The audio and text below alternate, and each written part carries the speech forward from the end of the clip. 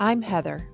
After many wasted years trying outdated approaches to my daughter's addiction that felt wrong to me, harmed our relationship, and didn't help my daughter, I finally found an effective, evidence-based approach that repaired my relationship with her, helped me create my own peace of mind, and made me an ally in my daughter's recovery. I teach you a loving and compassionate approach to help you encourage change and create connection. Addiction impacts the entire family system. Family recovery is the answer. I'm excited to share the conversation I had with Judith Gaton.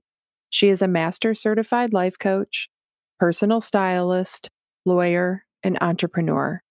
She's also the author of the book, How to Be a Fucking Lady, a modern guide to being charming and fierce AF, and the host of the scintillating podcast, Style Masterclass with Miss J. She is the founder of Modern Charm School, an exclusive online social club for women who are ready to leave their mark on the world. Whether it's through style, commanding more, or creating wealth, she will be the guide you need to take your life to the next level. I heard Judith on my mentor's podcast, and after listening to her for a few minutes, I knew that I needed to have her on my podcast for a self-care episode. This is an expanded view of self-care, though, so stick with me. I heard her say, how you dress is an outward reflection of your thoughts and feelings about yourself. At first, I resisted it, but then I thought about all the times I've been really struggling and how it affected the way that I dress. When I was at my lowest moments with Helena's addiction, it showed in my appearance. I felt like a failure as a mom, like I had somehow ruined her life, and that things would never get better. I gained a lot of weight, but I only bought cheap clothes that weren't even my style. My hair was falling out and breaking off, so I didn't fix it. I just wore it up in a little clip every day. I hardly ever wore makeup. The way I looked and dressed was a reflection of my thoughts and feelings at that time. Before that, though, when I was loving my life and myself, I loved dressing up. Like I wore high heels and jewelry. I had purses that matched my shoes, and I was very intentional with how I dressed every day. I was active. I took care of my health. Again, my appearance was an outward reflection of my loving and happy thoughts and feelings about myself at that time. When I started working with my coach after years of struggling with myself, I started taking ownership of how I was letting Helena's substance use affect my life. And that ownership included being intentional with how I was thinking and feeling about myself. And when my thoughts and feelings changed, so did how I dressed, and how I took care of my health changed as well. No matter what's happening in your life, what you put on your body is something that you're in control of. Focusing on what you can control is so important because you can't control your child or their substance use. There are times I think life's really hard right now, so I need to look extra cute today. And I put some extra time into my appearance, whether I'm going to see anybody or not, because I still have to look at the mirror. And when I see myself, if I haven't put any effort into my appearance, it's not going to feel good. It's just going to add to the day. And sometimes I have days where my emotional and energy resources are low. So I just wear yoga pants and a t-shirt, but they're not like grungy leftovers. They're clothes that I bought intentionally for those days. And I show up completely different in my life when I take time to fix myself up a little. I hope you enjoy this episode. There were so many things that Judith said about self-care that align with how I talk about supporting your child. It was this nice, unexpected surprise. So notice what you hear that reminds you of that as you listen to the episode. Hi, Judith. Thank you so much for being here to share all this information today. Thank you for having me. I'm excited that we're able to connect and meet. And we chatted a little bit beforehand. And I think we both realized at some point, like, we probably should start the episode. Right. So let's go into why what you wear is so important.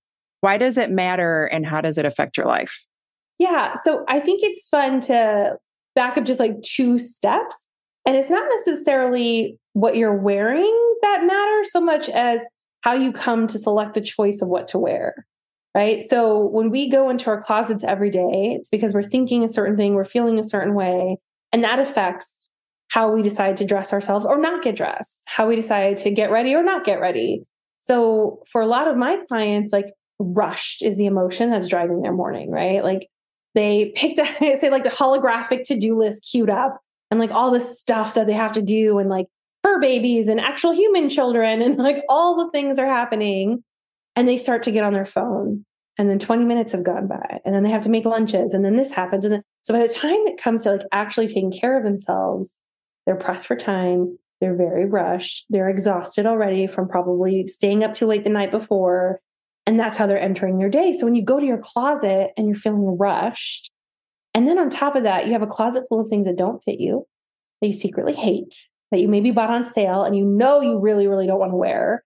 That's how you're starting your day. So what do you choose? Well, you probably choose the same 5 things that you always choose, like the good black pants. And the only reason they're the good black pants is because they happen to be clean and they don't have any holes, right? Like we get into these ruts and that's how we're starting out our day. So it's not necessarily the clothes themselves that are the important part. The important part is if we back this train up, how have you been taking care of yourself from the night before to the morning of, to the time it gets ready?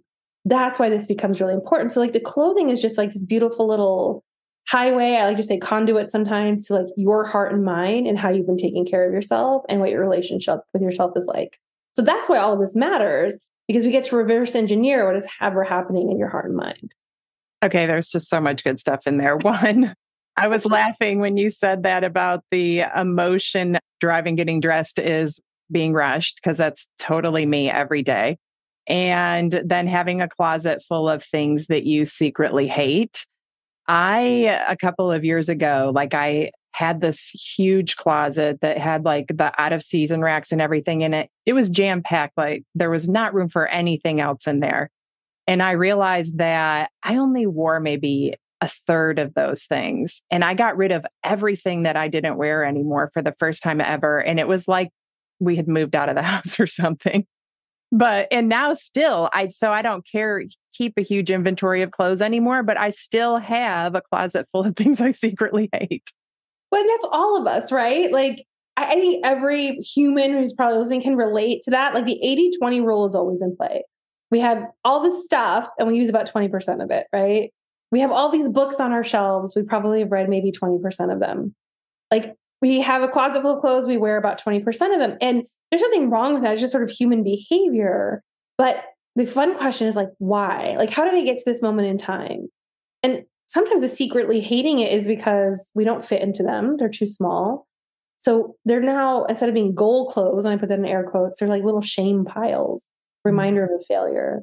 Or they're clothes from a past life, right? I have a lot of clients who like, when they went into retirement, it's like, I wore suits my whole life. Now what do I wear every day? And I'm like, whatever you want. And that's just such a daunting thing to say to someone like, wait, I have all the choices available. So like, however we came to this moment in time where we have 80% of the stuff in there is just abhorrent to us. It's good to pause and ask ourselves, like, why? What is it that I'm responding to when I walk into this closet? And for each of you, it's going to be like various scenarios, but it's good to check in and kind of ask, okay, what's going on here? Yeah, I love that question. Like, how did we get here? And then thinking of it as part of your self-care routine. Because when I first heard you talk about that, it took me a minute to make the connection. But then when I did, I started thinking of all of the ways when I was struggling with self-care and I wasn't really taking care of myself. And my thoughts and feelings about myself weren't that great. It reflected in how I was dressing as well. So it really stuck to me to think about how, like, when a parent is really struggling with their kids' substance use and they're really focused on their child and not themselves, how what they're wearing can really be reflected in their self care. So if somebody isn't maybe feeling the best about themselves, what's a good way to get started trying to make how they're dressing part of their self care routine? Yeah, I love that we're segueing here because I think this is such like a great gentle place to start taking care of yourself where the stakes are really low. And it does not have to be an overhaul. And hear me out, y'all, because I think sometimes on TV we see like makeovers happen and all this money is spent and all of this like stuff happens. The whole life is up. And I love the idea of that, but that's not reality, right? When we see, Julia Roberts go into the dressing room for Pretty Woman, we never actually see her try on the clothes and have clothes that don't fit her. It means that's not real. So that's not most of our experience. So for those of you, especially if you're caring for a loved one in the throes of addiction, it's super important to really, really take care of yourself. I think, and I'm going to start really, really slow. Meet yourself where you are. For some of you, that means we're going to shower today and we're going to celebrate the heck out of showering. We got up, we actually got soap, we turned on water, we got in the shower. Like that actually is worth celebrating, especially if you're really, really struggling because somebody that you love so much is struggling. Okay, that's real talk, right? For some of you, it's okay, I shower, but I never seem to get to the like getting dressed phase other than like jammies or, clothes that I wouldn't dare to be seen in. And I just want to lovingly say it's really the same amount of math. If you're putting on a top and a bottom, it really is just as much effort to put on like a pair of trousers as it is to put on a blouse, as it is to put on a t-shirt and jeans. And there's nothing wrong with t-shirt and jeans. There's absolutely nothing wrong with even just fresh pair of jammies. Like I have some clients who suffer from chronic bouts of depression, and we do what we call one boob at a time protocol. Now, if you're not in a female identifying body, pick your pleasure, right? Like one button at a time protocol. And really the whole concept is we're just going to celebrate teeny tiny action steps to help us get to a place of self-care again.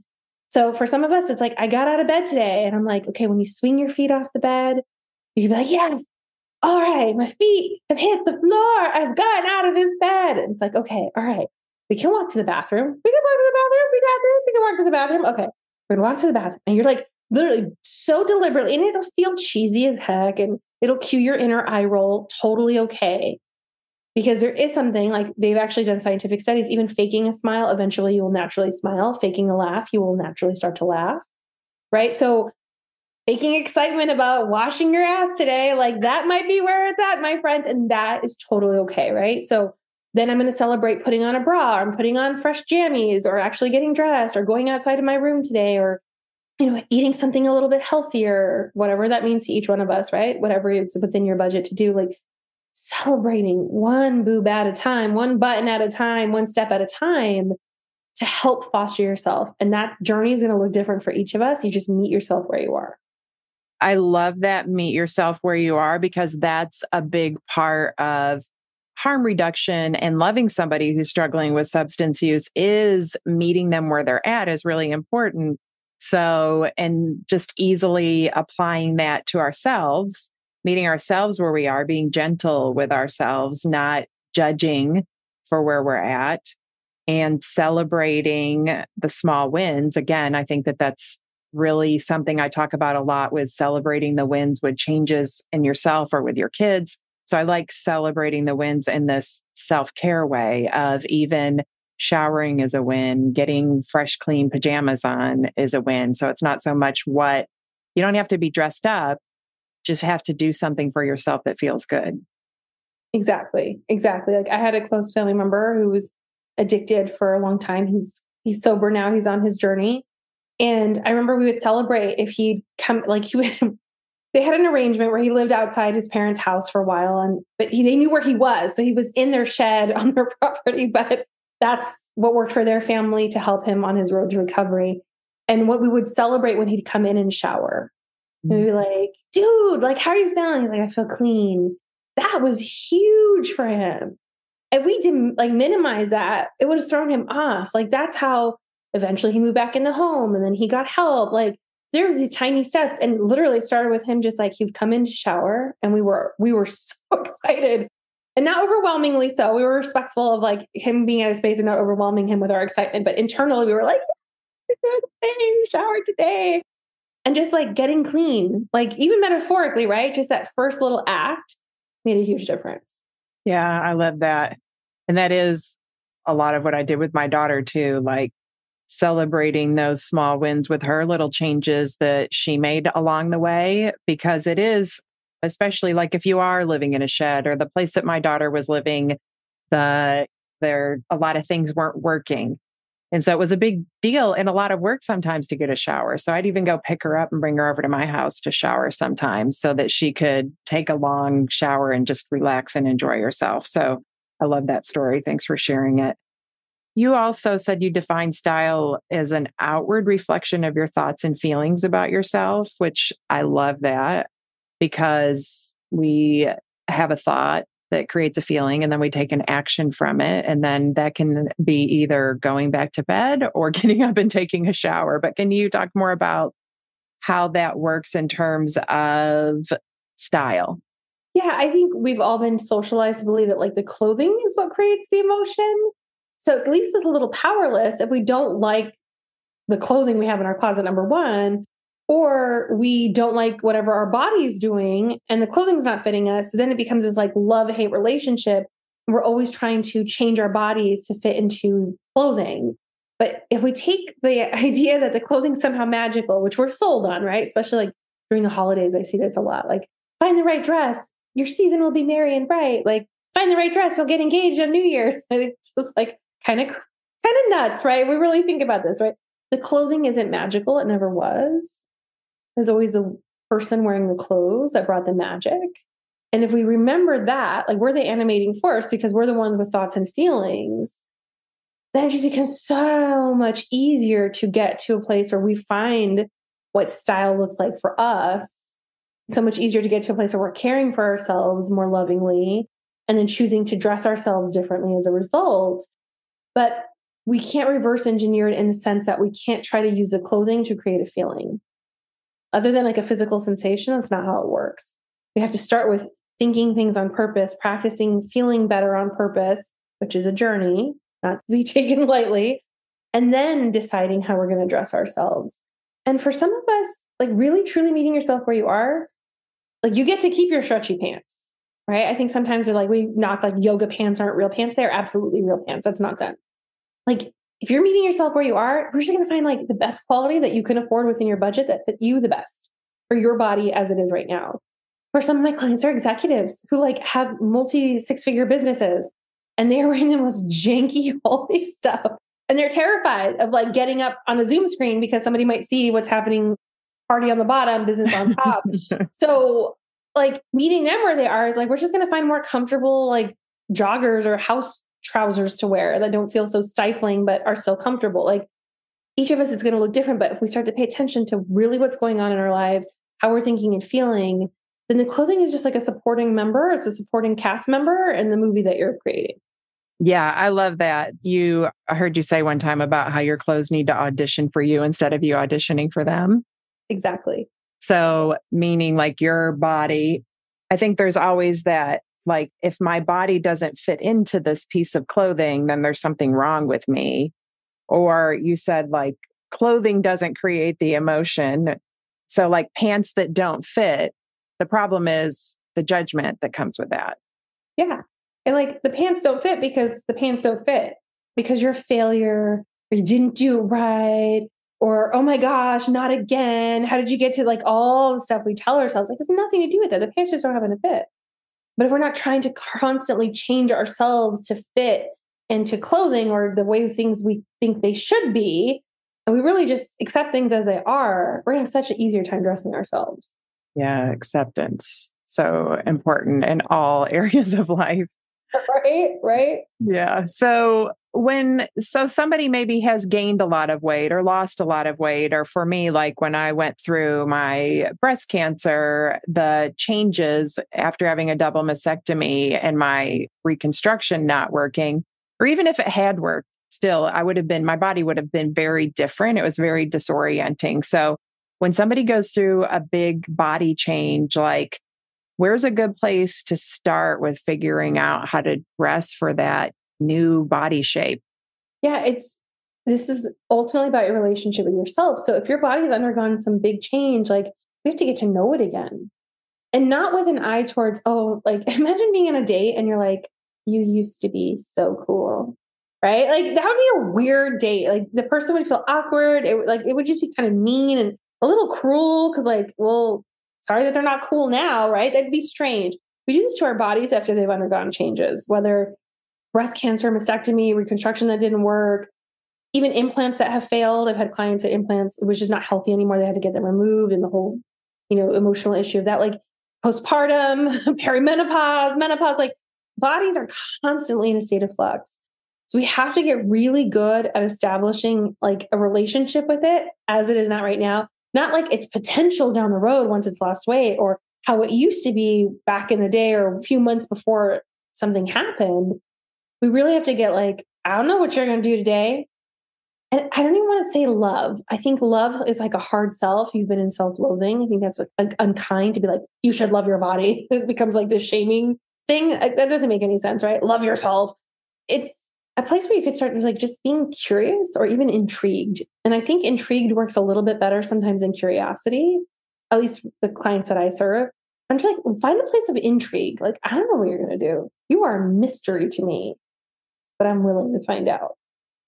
I don't know what my belly's going to do today. Like after I had a myomectomy to get tumors removed from my lady region. And I had no idea what my belly was going to do from one day to the next. Some days it was like flat and I was like, whoa, what is happening? Like, is that what it looked like when those tumors aren't chilling there? That is insane. And then some days I'd have swelly belly. And I'm like, oh, all right, I guess we're doing this today. And then other days it'd feel hard to laugh and it was tight. And then other days I felt fine and it was numb. Like I had no idea. But if I get to a place of intrigue, like I don't know what you're going to do, but I'm here for this. Well, then we can like stop the hate and the self-loathing. We have to get to love. That might be a hard sell. But we could just start to learn about this new creature as it changes over time because it's going to change. It's absolutely going to change. Yeah. Yeah, that's great. It is going to change. Everything's always going to change, even when we don't want it to. And I like the idea of reestablishing the relationship and not treating yourself like if you wouldn't treat somebody else that way, don't treat yourself that way, and approaching it with curiosity. There's so many things that you have said that are very similar to what I would say about how we should approach our kids, right? Approaching because like for me and a lot of other parents, we just want them to be like they were before.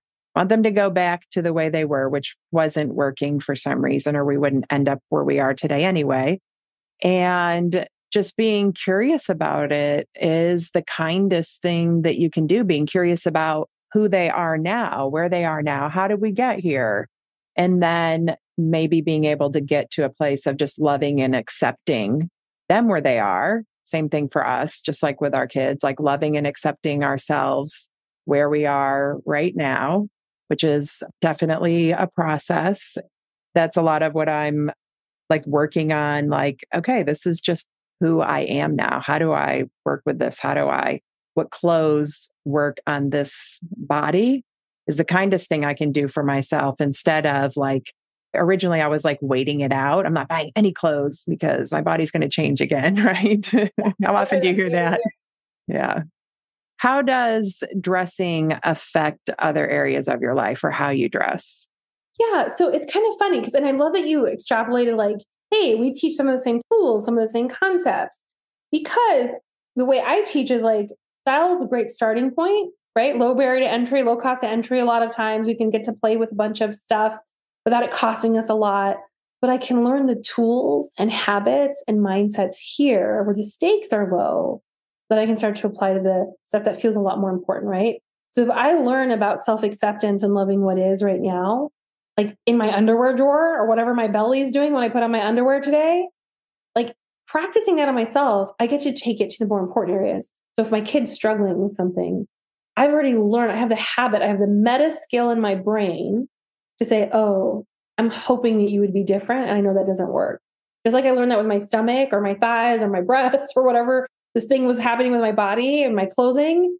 same with the other humans. Okay, so I have that meta skill. I just have to start practicing it in this new area, right? My bank account, we talk about this in Modern Charm School, right? We have 4 pillars. One of them is style. One of them is wealth generation. My bank account isn't what I want it to be. Being mad at myself for that doesn't mean no good in the world. Beating myself up of all the decisions I should have made differently doesn't make any sense, right? But if I start to ask myself, how did I end up here? What can I learn about how I ended up here so I can make some different set of choices? How can I love myself through the debt or something that happened that I didn't want to happen, but it happened anyway? I can learn that with these pantyhose got to run in them, these Spanx rolled down, that outfit actually sucks because I sweated through it and now I'm all pit stained out. Like crap happens, right? Bodies do weird things that we don't expect them to do. I can learn that skill when it's low barrier to entry, the stakes are low, when it starts to matter. And I say this because recognizing we have a whole lived human experience with a myriad of things, I can take those skills and I can apply them over and over and over and over and over and over again. And if my brain needs a refresher on how the tool works, I can start in my underwear drawer. I can start in my makeup drawer. I can start in my closet as just a refresher of like, oh, that's right. This is how this works. And then I get to go apply it to the stuff that feels weightier, has more import. Yeah. Yeah. I like that. Focusing on just going back to your tools, habits, and mindset and starting small with something like your makeup or underwear drawer. Or socks. Socks. Yeah. I clean out my head. Oh my gosh, my husband. You right? The plumber's wife, how's her pipes? How's the stylist's husband's, clothing drawer? I had to re-outfit him because he doesn't complain. Dude wears whatever he wears, right?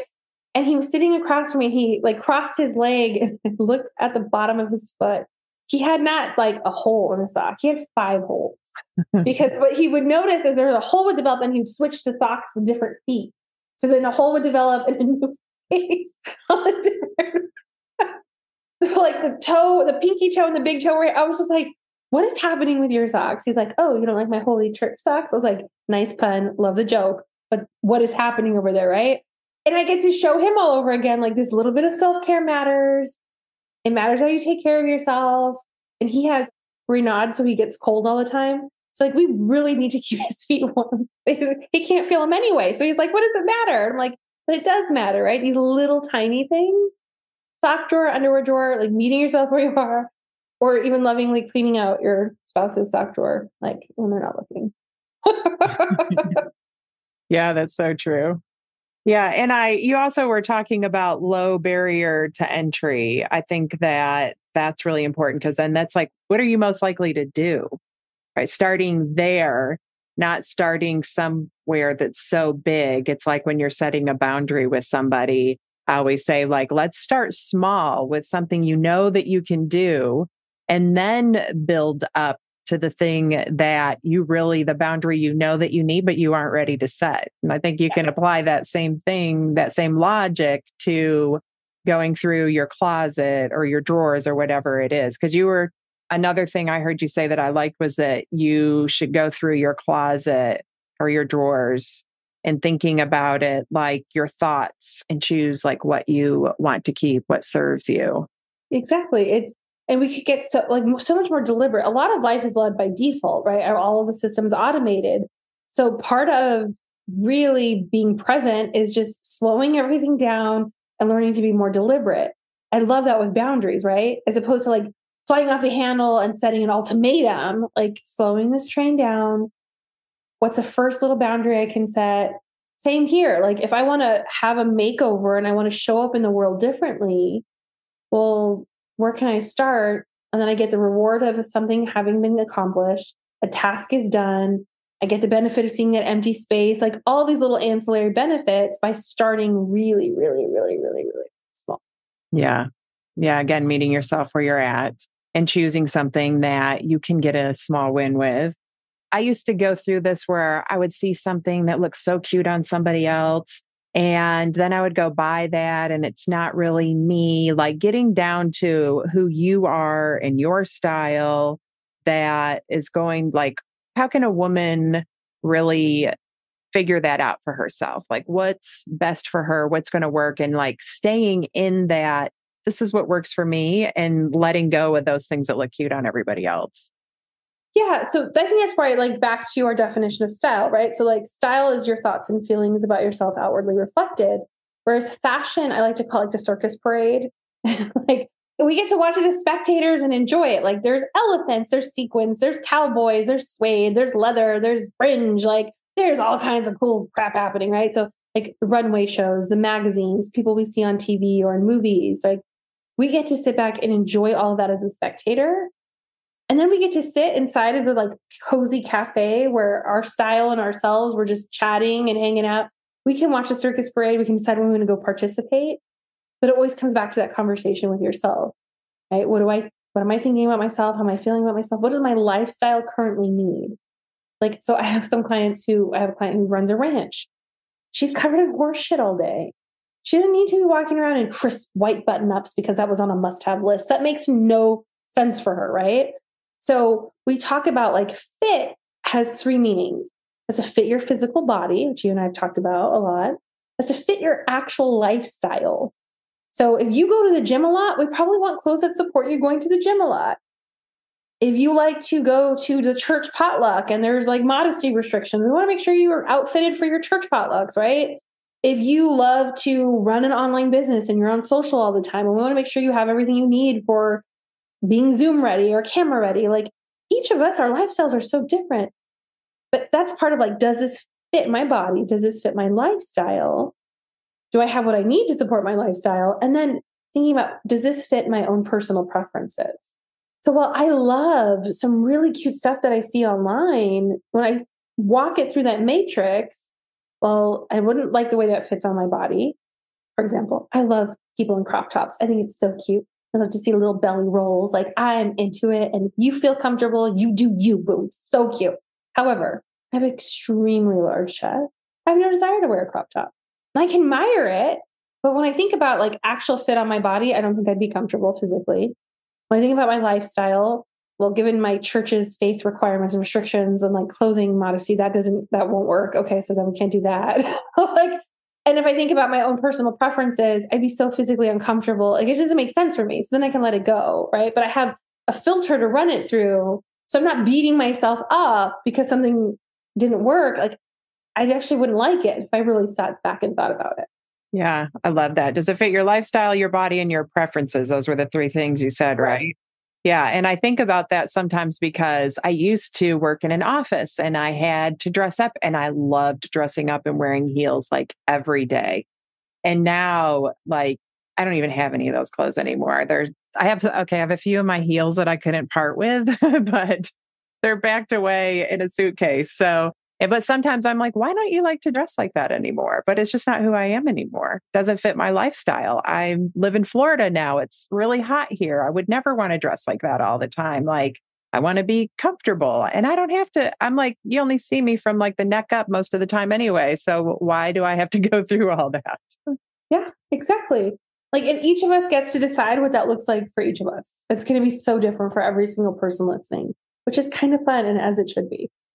Yeah, the big thing is don't use who you used to be against yourself or who you think you should be. Like just giving yourself permission and loving yourself as you are right now, today, not who you used to be or who you're going to be or want to be in the future, but who you are right now. That's like, I think my favorite thing of this whole message is really just meeting yourself where you're at and loving yourself where you are.